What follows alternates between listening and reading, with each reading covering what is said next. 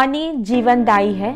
Body detoxification, metabolism, ऐसे कई सारे मैकेनिज्म में एक्टिवली पार्टिसिपेट करते हैं वाटर। वेट लॉस ट्रांसफॉर्मेशन में जब हम लोग जाते हैं तो डाइट हैबिट के साथ साथ कई सारे लाइफस्टाइल चेंजेस भी हमें अडॉप्ट करना पड़ता है, जिस दौरान हमारी बॉडी को डिहाइड्रेट होने के चांसेस बढ़ जाती है, जो कि काफ़ी खतरनाक साबित होते हैं, क्योंकि इसके वजह से कई सारे प्रॉब्लम्स जैसे चिड़चिड़ापन, टायर्डनेस और भी कई सारे मेडिकल इशू होने के चांसेस बढ़ जाते हैं। आज हम वाटर इनटेक के सोर्सेस और पूरे दिन में कितना वाटर या फ्लूइड आपको लेना चाहिए उसके बारे में डिस्कशन करेंगे।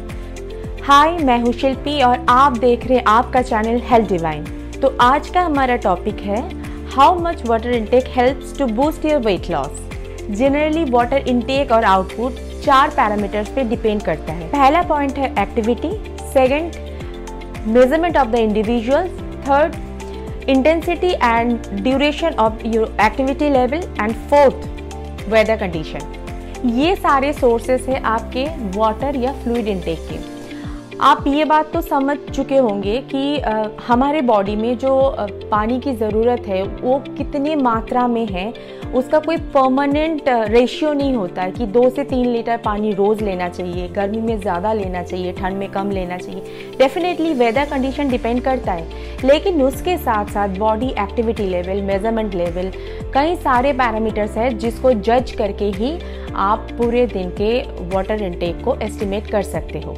वेट लॉस के दौरान हम कोई भी चीज़ रैंडमली नहीं बोल सकते हैं। ये एक प्रॉपर मैथमेटिक्स है जिसको कैलकुलेट करके ही हम हमारे डेली के वाटर और फ्लूइड इनटेक और कैलोरी इनटेक हम लोग एस्टिमेट कर सकते हैं। हमारी बॉडी जो पानी अपने शरीर में इनटेक करता है उसके सोर्सेज भी 4 हैं।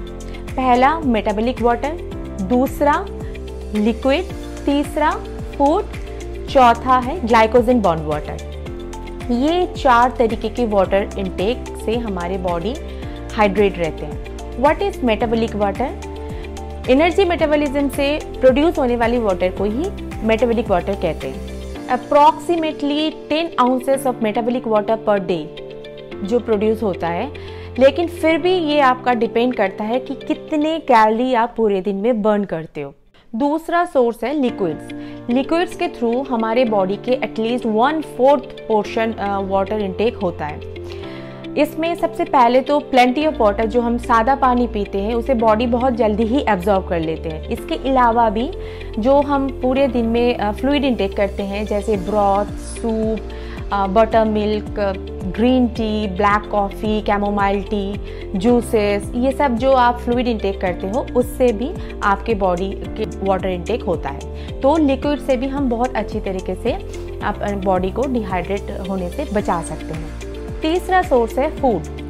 फूड एक ऐसा सोर्स है जिसमें सॉलिड और वाटर दोनों कंपोनेंट होता है। डिपेंड करता है कि फूड टाइप क्या है। For example fruits, vegetables, milk, cooked cereals, इन सब में 80 to 90% ऑफ वाटर होता है। ऐसे ही मीट में कम से कम 70 to 75% वाटर कंसिस्ट होता है। इसके अलावा ड्राई सीरियल्स और पास्ता, इन सब में 3 to 5% ऑफ वाटर रहता है।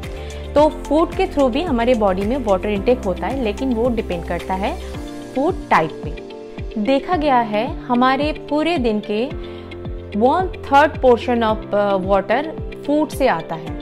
फोर्थ सोर्स है ग्लाइकोजन बॉन्ड वाटर। जो पानी हमारे मसल में ग्लाइकोजन के साथ स्टोर रहता है वो है ग्लाइकोजन बॉन्ड वाटर। ये बहुत ही इम्पॉर्टेंट वाटर है, क्योंकि ये सोर्स ऐसा है जब हम लोग डाइटिंग करते हैं, जब हम फास्टिंग में रहते हैं या बहुत इंटेंस एक्सरसाइज करते हैं, तो ये वाटर हेल्प करता है हमारी बॉडी को हाइड्रेट रखने के लिए। अगर हम लोग ओवरऑल एक समरी में आए कि पूरे दिन में कहाँ से हम लोग कितना वाटर इनटेक कर रहे हैं, तो उसका रिजल्ट ये है 10 ounces of metabolic water per day. ऐसे ही लिक्विड से हम 1/4 पोर्शन वाटर इनटेक कर रहे हैं, फूड से हम 1/3 portion size of water intake कर रहे हैं, और ग्लाइकोजन बॉन्ड वाटर हम 16 आउंसेस पर आवर के हिसाब से बॉडी में इनटेक कर रहे हैं।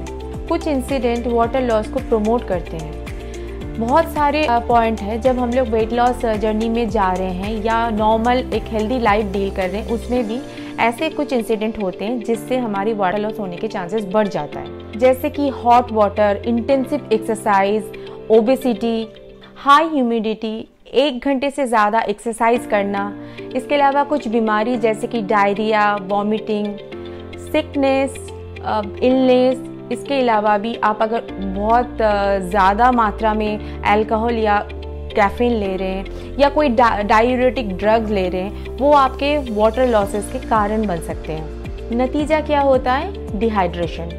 ये डिहाइड्रेशन हमारे बॉडी में कई सारे प्रॉब्लम क्रिएट कर सकते हैं, जैसे कि बॉडी टेम्परेचर बढ़ जाता है, मेटाबॉलिक पाथवे में बहुत सारी प्रॉब्लम आना शुरू हो जाता है, पूरे दिन आपको थकावट फील होगी, आपको काम करने का इच्छा नहीं होगा, वर्कआउट लेवल बिल्कुल कम हो जाता है, एनर्जी लेवल कम हो जाता है, पोर मेटाबॉलिज्म के लिए आपका वेट लॉस जर्नी भी बीच में ही स्टक हो जाता है।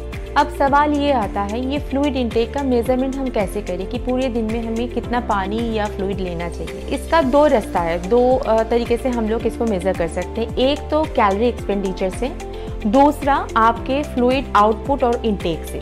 कैसे करेंगे वो मैं आपको बता रही हूँ। अगर आप हर 1.5 से 2 घंटे में यूरिनेट कर रहे हो, इसका मतलब ये होता है आपके बॉडी पूरी तरीके से हाइड्रेट है, मतलब प्रॉपर सोर्सेस से आपके बॉडी में वाटर इंटेक हो रहा है।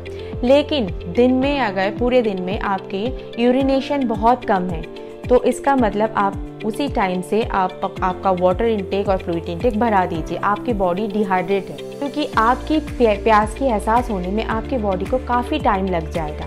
ये एक तरीका हो गया। दूसरा है आपकी कैलोरी एक्सपेंडिचर। कितना कैलोरी आप एक्सपेंड कर रहे हो उसके हिसाब से कैलकुलेट करके भी हम अपने इंटेक, जो वाटर इंटेक या फ्लूइड इंटेक है, उसको निकाल सकते हैं। इसका प्रॉपर कैलकुलेशन होता है। मैं एक एग्जांपल आपको दे सकती हूँ। अगर किसी की 2000 कैलोरी एक्सपेंडिचर है, तो उसको डेली 64 से 80 आउंसेस ऑफ वाटर लेना चाहिए। ऐसे ही जिनके कैलोरी एक्सपेंडिचर 3000 एंड अबव है, उनको भी पूरे दिन में 102 से 118 ounces of water daily intake करना चाहिए, जिसमें वाटर और फ्लूइड इंक्लूडेड होंगे। उम्मीद करूंगी ये ब्लॉग आपको इन्फॉर्मेटिव लगा। अगर ऐसा है तो एक लाइक कर देना। साथ में मेरे चैनल से जुड़े रहने के लिए इसको सब्सक्राइब और शेयर करना मत भूलिए, और बेल आइकन को प्रेस करना भी मत भूलिए। आज के लिए इतना ही, फिर मिलते हैं एक नए ब्लॉग में एक नए टॉपिक के साथ। तब तक के लिए stay healthy, stay fit, stay home.